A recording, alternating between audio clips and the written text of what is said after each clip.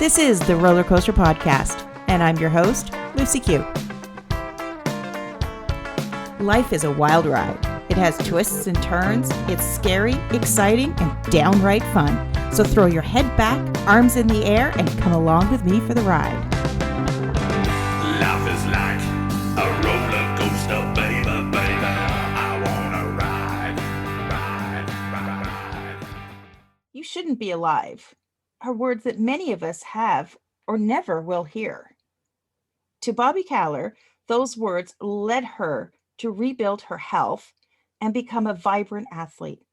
Today, Bobbi helps people take advantage of their potential, conquer fear, insecurity, and self-doubt. Hi, Bobbi. Hey, Lucy, how are you? I'm great. I totally forgot to ask how to pronounce your last name. Did I butcher it? No, it was close. It was close. Okay. Is it Kahler? Yeah, it's not spelled the way it's pronounced, but it's Kahler, like Taylor with a K. My apologies. It was Okay. We got chatting before I hit record and I totally forgot to ask. That is okay. So being told you shouldn't be alive, that must be a really crazy situation, because on one hand, you must be grateful that you are alive, but on the other hand, you must have gone through some shit to get there. Yeah. And that was actually 3 years in to the journey. Oh, wow.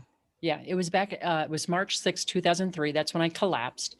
And I had been to doctor after doctor after doctor. And finally, like 18 months in, I finally found a doctor who said, I can help you.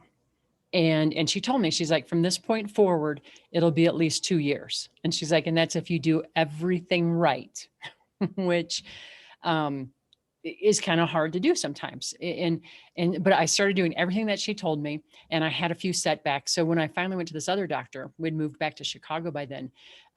We did a test. It was an adrenal test. And I'd done those before, and they were, they weren't good. But this time I remember sitting in his office, and he was looking at the test results, and he looked up at me, and he looked back at the test results, and he said, well, we're going to have to redo these tests. I'm like, why? And he's like, because the results can't be right. And I said, okay, why? And he said, because if they're right, you wouldn't be alive. And so we redid the test, and they came back exactly the same. And I remember he just said to me, he's like, well, I don't understand it, but you are alive. So this is where we start. And now we know what we're dealing with. And so we just worked from there, and it was the adrenal test. I don't know how familiar you are with it, but no. So a person's adrenal glands, you have normal, which is awesome. And then there's adrenal fatigue, adrenal exhaustion, and adrenal collapse. And I was in the collapse. Like, I don't remember the numbers exactly, but I think normal is supposed to be somewhere between 300 and 500. And I was at 15. Yeah. Yeah. And it was, the sad thing about this is we don't know exactly, but the illness started about a couple of years after I started my own business. And there's a lot of stress when you start your own business, right? You're working hard. You start thinking, I know that running's important because I love running, but I don't have time today. And yeah, eating right, that's important, but I don't have time today. And so it was enough of those choices coupled with the stress that led to, well, we believe I had mono for a while, which I can be a little hard-headed. So I pushed through it, which is a completely stupid thing to do because your body's trying to give you a message. And it just got to a point where, when I say I collapsed on March 6th, I could no longer raise my forearm to brush my teeth. Holy. That's where I got to.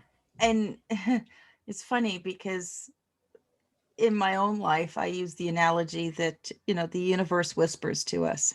Yeah. And if we don't listen, it gets louder. And if we still don't listen, it hits us over the head with a 2x4. So it sounds like the mono was it shouting. Yes. And the 2x4 was the collapse. Yes. And it's funny you say that, Lucy, because when I was even talking there, it's like I was thinking, the universe kept getting louder and louder until you better listen. Yeah. you're out of runway here. So yeah, that's definitely what it was. And it was funny. My one doctor that I had when I was in Portland, Oregon, I remember because I can push hard. And I'd already always kind of prided myself on the fact that I had great willpower and I can be disciplined and all this kind of stuff. And I remember when I was talking to her at one point, I said, "You just tell me what I need to do because I can push through anything." I said that with so much pride. And she looked at me and she's like, "That's exactly what made you sick. And what made you sick will not make you well." And that was actually a scarier moment for me, Lucy, than when Dr. E told me you shouldn't be alive. Because when the first doctor said, what made you, that was taking away my signature strength. You know You what I just mean? Like, surrender. yeah. I'm like, I don't know what that's like. That was probably the scariest moment for me in the whole journey. And it sounds to me like you were missing the component of self-care, which Oh, yeah. so many women and Hmm. business owners, they do burn the candle at both ends. They do push themselves. They do think that taking time out for the run, for Yeah. meditation, is, I'm not taking care of my business, I'm not taking care of my family. If for me to Hmm. spend time doing that means that I'm being selfish, when That's really right. it's the complete opposite. Yeah, it's completely opposite. And you're totally right. I used to take pride before collapsing. I would take pride at getting up at like 4 a.m. and I'd answer my emails and then people could see what time I was up working. Cause you know what I mean? That's Yeah. why. And what I learned is, you know what, when you reach a point where you collapse like that, you can't help anybody else. I mean, that's the ultimate, like not being able to help. So the self-care piece, it's so important, and yet so many times we, to your point, we don't make time for it. We think it's selfish or we think it's a nice to have. No, it's critical to have.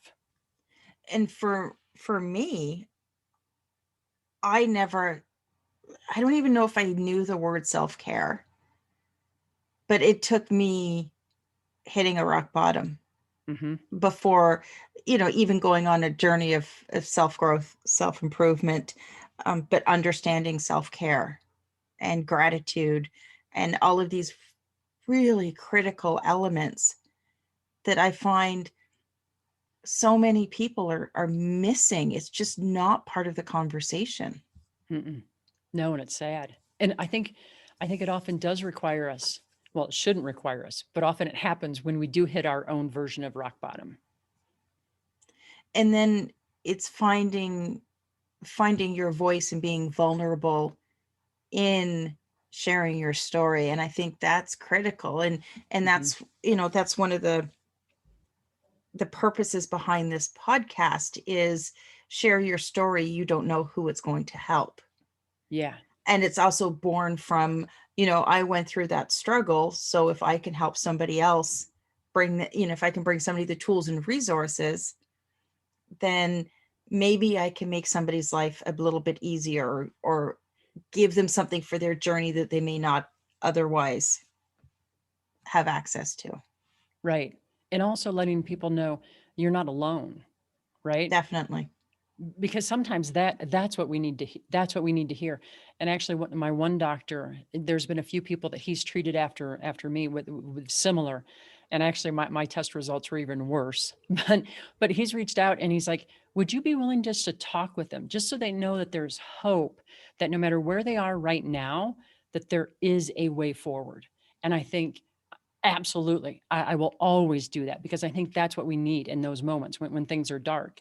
And I think that's one of the big reasons that I love coaching as much as I do, because there is a way forward. We might not know the way right now, and that's okay. But knowing there is a way forward, that gives us hope. And I think when we have hope, that also gives us confidence and it helps us to take action. You know what I mean? Yeah. And the key is we all have to start somewhere, Hmm. but it's just start. Take Yes. that first step. So for you, what were those first steps in your recovery and you rebuilding your health? The- some of the first steps, actually, one was acknowledging this is where I am, right? Oh. Right. Like I can't push through and Acceptance.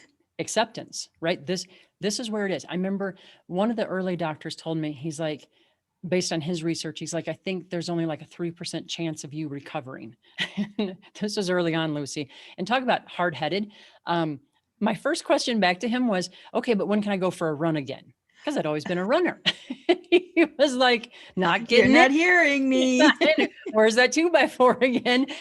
And he said, it was so much kindness and so much compassion. He's like, Bobbi, you might have to accept that your days of being an athlete are over. And I thought, no, they're not over. They might be over for a short time, but they're not over. If 3% of the people have figured this out, I can figure it out.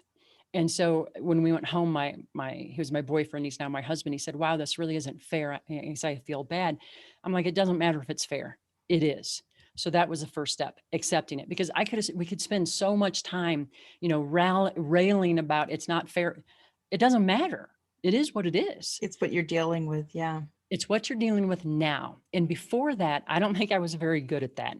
So that was the first step. And then I started reaching out, to other doctors and to, trying to learn more, people who had treated it, because I knew I didn't have the answer, but the answer is somewhere. It's out there. I just have to find the people who might be able to shed some light on what that is. So that was part of it. My husband did a ton of research as well. And then it started taking, baby steps. And by baby steps, like I'll never forget my one doctor, it was about 18, 20 months into it. And she said, okay, you're to a point where you could start going for walks again. And she's like, but you have to promise me you're not going to try to go for a run. Because if you do that, you're going to be back in bed or you're going to have a relapse. My first walk, and this is painful, was to the end of my driveway. The end of my driveway is about 30 feet long. Now I used to run 8 miles every other day. So to go for a walk, like to the end of my 30 driveway, second walk. Yeah. woo, and be completely exhausted to the point where I was sweating as though I had been running because my body was working so hard. That was hard to accept, but it's like, that's where I am today. And if that means that's what I need to do today, great. And maybe tomorrow I can go 5 feet farther. And so, but that was something I had to really manage for myself. The comparing, well, this is like, I remember feeling bad that I couldn't do what I used to do. And at a point I realized it just doesn't matter what you used to be able to do. You have to focus on what can I do today? So it was those baby steps, and just celebrating those versus comparing them and feeling bad, if that makes sense. It definitely does, because, it doesn't matter what part of the journey that you're on. You may make great progress, but then you cannot avoid a challenge coming up. That is what life is. Yeah. But it's what we learn on our journey, how to get through those challenges. Mm-hmm. That's where our strength comes from. Yeah. And our confidence comes from those as well. And to that, I was talking to someone about this earlier this week, because people, when they hear my story, they're like, oh my goodness, it's such a, whatever. And it's probably giving you so much confidence. And then they say, I don't have a story like that. And I think you might not have a story exactly like mine. And I hope people don't, right? I hope Yeah, yours is pretty drastic. But we all have these stories. And one of the ways that I call it harvesting the confidence, harvesting the wisdom and the courage, is we go back and we reflect on these challenges. And when we have faced adversity, and we say, well, what did I learn? How did it change me? How did it make me stronger? Because that's where we're active. We're making that learning, we're making it real. We're making it tangible so that we can draw upon it in future cases. And being able to learn from the challenges, it sort of it makes them purposeful. It wasn't just like a shitty time. Yeah. It was like, okay, it sucked in the moment, but now I can look back and I can say, okay, it sucked, but if it didn't happen, then I wouldn't have learned this, or I wouldn't have had to discover that, or I wouldn't have made this connection.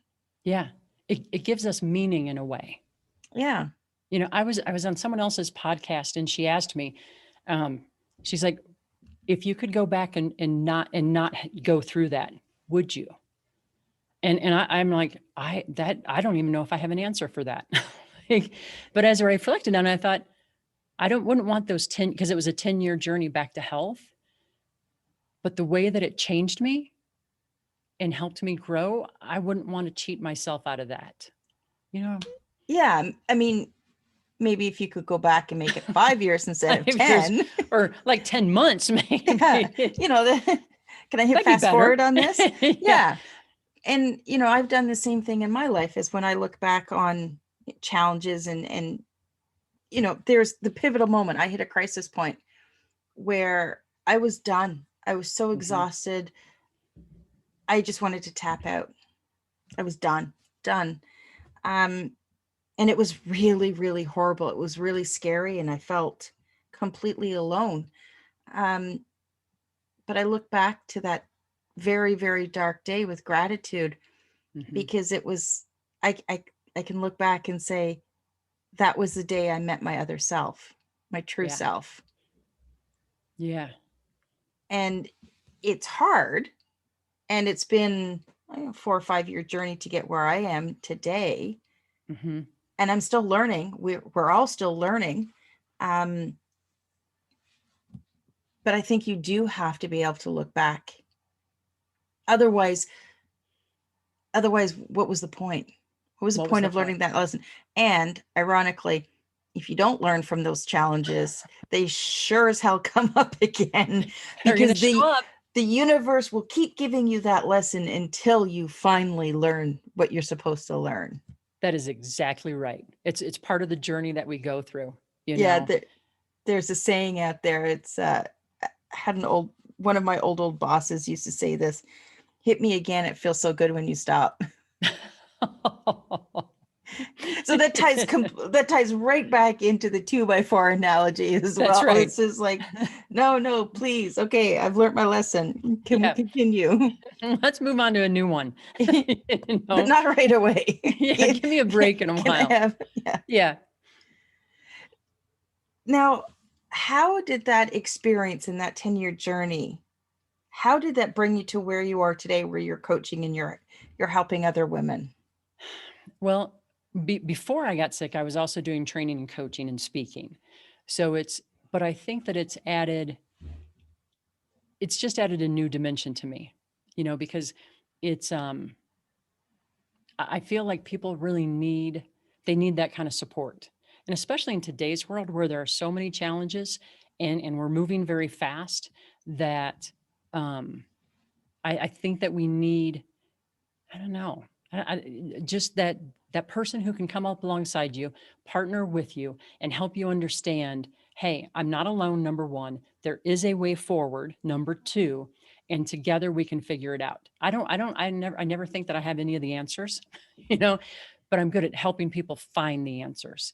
And so I think that I was blessed on that journey because I had the different doctors, I had the support of my husband, and so I think I know the value of the support that goes with it, and there's I kind of have these guiding principles and they come from a long time ago in my life, but it's one, the future can be changed, right?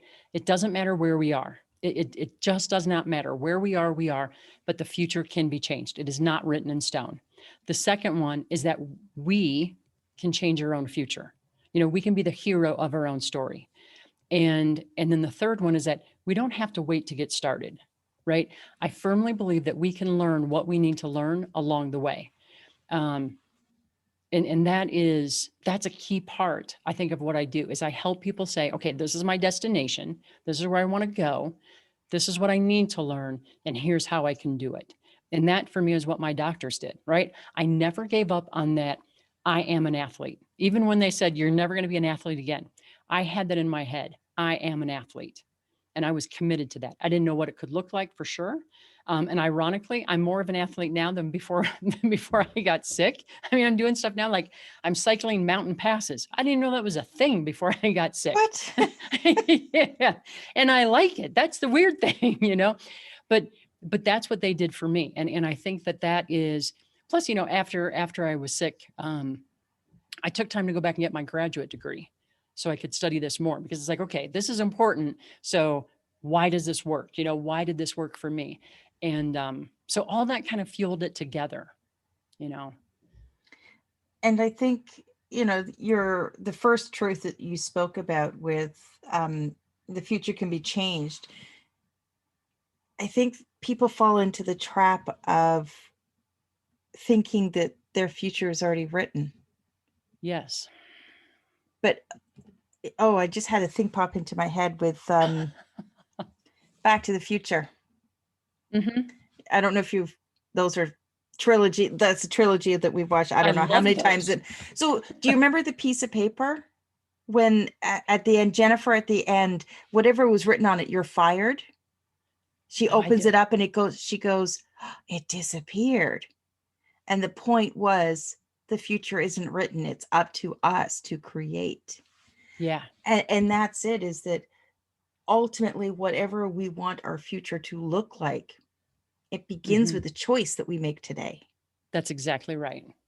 And that vision we have, of ourselves and what we want it to look. But we have the power to do that, even though it might be scary. And I'm not saying it's easy or it's simple or it's magical, right? Sometimes it takes work. But that's within our choice, within our power. And what takes work is the inner work with dealing with yourself. Mm-hmm. Because I think too often when we encounter a problem or a challenge, we think it's because of our outer world. I Yes. used to be in a place of victimhood where Mm. I would believe that the world was out to get me, and I had to fight back at everything, and I Yeah. was vicious and unhappy. um but it wasn't until that critical day that I went inwards, and Mm-hmm. I quickly found calm. Nothing had changed on the outside. All of those problems still existed, but within myself I was able to, in the middle of the shitstorm, find calm because you know that's just that was where I was. And it was through finding that inner calm, that inner self, that then things started to change around me. Yeah. Whereas And, I think people reverse it. They try to control and change their outer world, and it's like, no, you have to go in and really, what's the only thing we really do have control over? ourselves. Ourselves. I was 23 and God, I was like broke, barely making it, working two jobs. It's like, oh my goodness. And I had one of those, I don't want to say a why me moment, but I guess it kind of was. And I remember asking the universe, how did my life turn out this way? Like that wasn't like, you don't see that in a Hallmark movie, or any kind of good movie, right? It's not what it's supposed to be. And the answer that came back to me was, your life is a reflection of the choices that you've made so far. And in that moment, Lucy, at first I was a little annoyed because, to your point, like I wanted someone to maybe blame, to Yeah. point to, but there was no one. There was no one else to point to. But as I sat there with that answer, like this feeling of, I don't know, peace and power came over me. Like, wow, what a hopeful notion. Because if that's true, that my life is a reflection of the choices that I've made so far, what's also true is if I learn how to make better choices, I can get a better result. And that's actually when I first started studying like leadership, communication. We didn't call it emotional intelligence back then, but that's what it is. And I started looking inward to say, wait a minute, how am I contributing to the results that I'm getting? And once I had that lens, the answers became kind of obvious, and I started making changes. So this is like a lifetime journey for me, but I mean, it's such a powerful place. And then shortly after that, I had a realization that I didn't need someone to come rescue me. And that was incredibly powerful. Like I can be my own rescuer. You're I your own don't, hero. Yeah. yeah, I don't need to wait. And that's why that's my second fundamental truth, right? That we can change our future. We can be our own hero. We don't have to wait. We have that power within us. We may not know what it is right now, but I promise you it's there. I mean, I've coached thousands of people. I know that we have that within us. And it's not, here's another thing that I think people think. that it's reserved for like a chosen few or the lucky or the privileged or whatever that might be. No, it's for all of us who pick it up. And Exactly. we have all different journeys, and some journeys are harder than others. But it's there. It's within our power.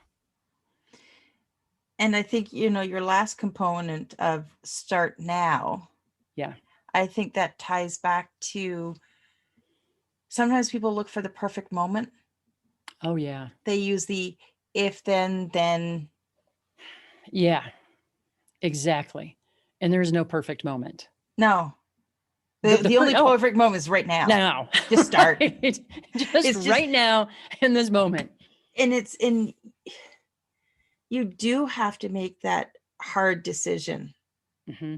When I look back, two of the hardest, but they weren't hard decisions that I've made in my life that a lot of people say is hard. One was when I first quit smoking, or the only That's time I quit tough. smoking.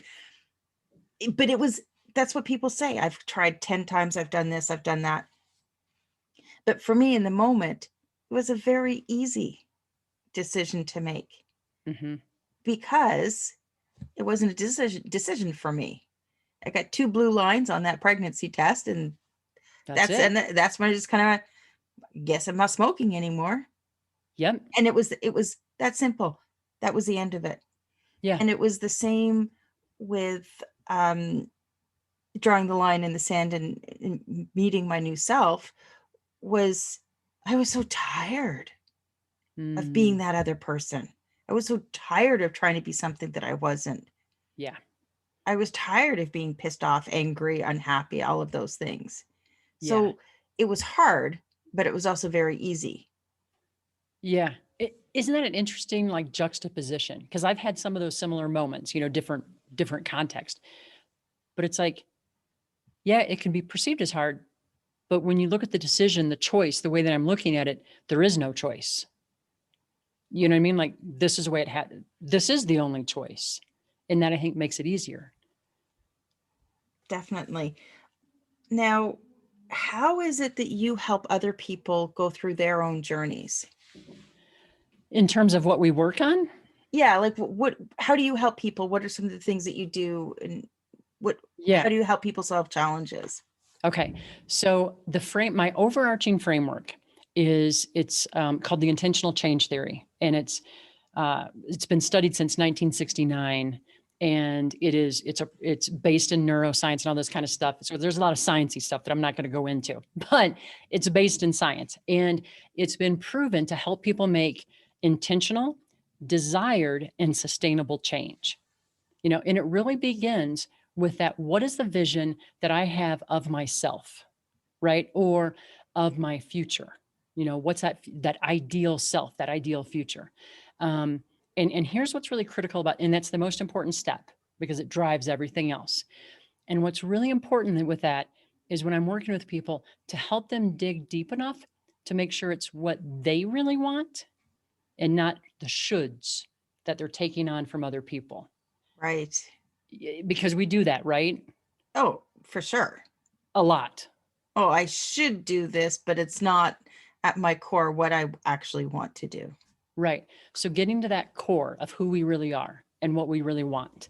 So that's the first step. And then it's a cycle of going through, okay, so based on that, the next step is where am I today relative to that position? Okay, where I am, right?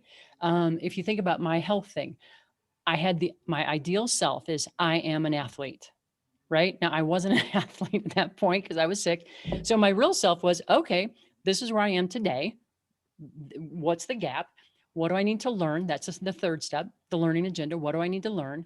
And then we move into how do we practice? How do we experiment with that? And the fifth component, which is really, and it's a cycle, is what's called relationships, resonant relationships. So what are the relationships that give me new information, that support me, that maybe give me, challenge me? But when we start doing this, it's a cycle and it continues, and we don't know where it's gonna lead because it's this continual cycle of, I don't know, development but it leads us in the direction of the change that we want to make in very sustainable ways. If somebody is listening and they're looking to make that change in their life, what is the best way that they can connect with you? Oh, I thought you said what? I thought you were going to say, what's the first thing they can do? And I was all ready. Oh, okay. Okay. So, well, now that you're all ready, what's the first thing that they can do? And then how can they connect with you? Okay. First thing is connect to your ideal self, and that sometimes requires journaling. What are those moments when you felt at your very best, your very most alive? And when you felt like, wow, I'm in total harmony with who I really am. And we often recognize that like in our gut, but that's the first step. So that's it. Okay. So how they can connect with me? Probably the best way is through my website. It's just bobbikahler.com. That's a great way. And then also I'm pretty active on LinkedIn. So they can find me there. I post articles and I have a lot of activity there. So those two ways are probably the best. And you also have a podcast. Right? Oh, I do. I do. Have a podcast Yep. And a book. Don't you have a book? I have a book as well. Yes. So the podcast is Unyielded, Thriving No Matter What. And kind of like you, Lucy, I started it because I think there are so many stories out there that they're just positive, and it's about people on their own journeys. And I think that the more those stories are shared, the better. So I'm at episode 45. So woo! There you go. Yeah, not as far along as you, but it's exciting. And then the book came out in 2010 and it is called, it's still on Amazon, Travels of the Heart, Developing Your Inner Leader.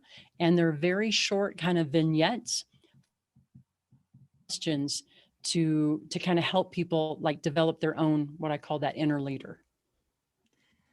If you're looking at connecting with Bobbi, make sure you check out the show notes. I'm going to have all the links to her website, her book, her podcast in the show notes. So make sure you connect with Bobbi.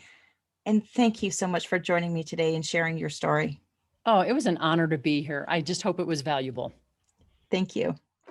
Thanks for listening to this episode of the Roller Coaster Podcast. Want to chat or share your ideas about today's show? Pop me an email at hello@therollercoasterpodcast.com. Don't forget to connect with me on Facebook and Instagram at The Roller Coaster Podcast. Our theme song, Roller Coaster, was performed by The Lucky Setback. Audio editing by the one and only Jeff Quigley of Quigley Creator.